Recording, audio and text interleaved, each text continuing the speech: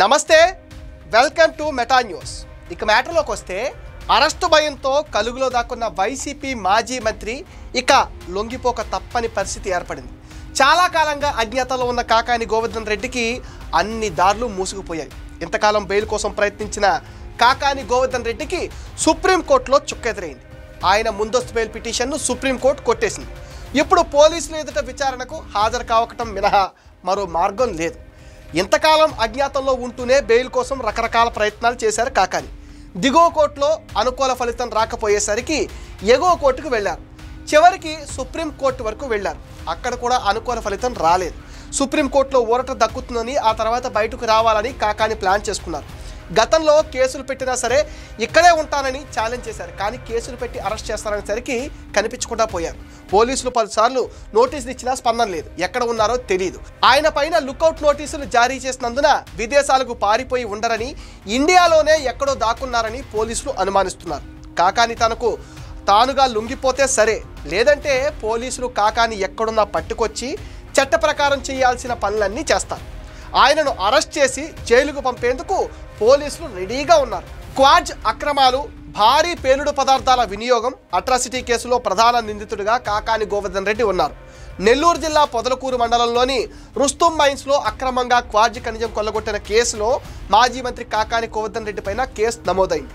YCP పాలనలో నెల్లూరు జిల్లాలోని quartz నిక్షేపాలన్నింటినీ మాజీ మంత్రికి అప్పగించారు. ఈ క్రమంలో అందుకు సమాంతరంగా సర్వేపల్లి నియోజకవర్గంలో అక్రమ క్వార్జ్ తవ్వకాలు జరిగాయి. రుస్తుం మైన్స్ నుంచి కోట్ల రూపాయల విలువైన ప్రభుత్వ సంపద కొల్లగొట్టారు. రుస్తుం మైన్స్ ను గతంలో ఒకసారి లీజుకి ఇచ్చారు. ఆ లీజ్ గడువు ముగిసిపోవడంతో సర్వేపల్లికి చెందిన వైసీపీ నాయకులు ఈ మైన్స్ పై కన్నేశారు. పెద్ద ఎత్తున అక్రమ మైనింగ్ చేశారు. ఈ ముఠా వెనుక అప్పటి మంత్రి కాకాని హస్తం ఉందని పెద్ద ఎత్తున ఆరోపణలు కూడా వెలువెత్తాయి. అక్రమ మైనింగ్ను అడ్డుకోవడానికి టీడీపీ పొలిట్ బ్యూరో సభ్యుడు సోమిరెడ్డి చంద్రమోహన్ రెడ్డి 3 రోజుల పాటు క్వారీ వద్ద సత్యాగ్రహ దీక్ష కూడా చేశారు. మైనింగ్ లోడ్లతో రవాణాకు సిద్ధంగా ఉన్న 40 లారీలను టీడీపీ కార్యకర్తలు అడ్డుకున్నారు. వైసీపీ ప్రభుత్వ హయాంలో న్యాయం జరగదని భావించిన సోమిరెడ్డి కేంద్ర మైనింగ్ శాఖకు ఫిర్యాదు చేశారు. కేంద్ర ఆదేశాలకు తోడు రాష్ట్రంలో ప్రభుత్వం మారడంతో ఈ కేసుకు ప్రాణం వచ్చింది.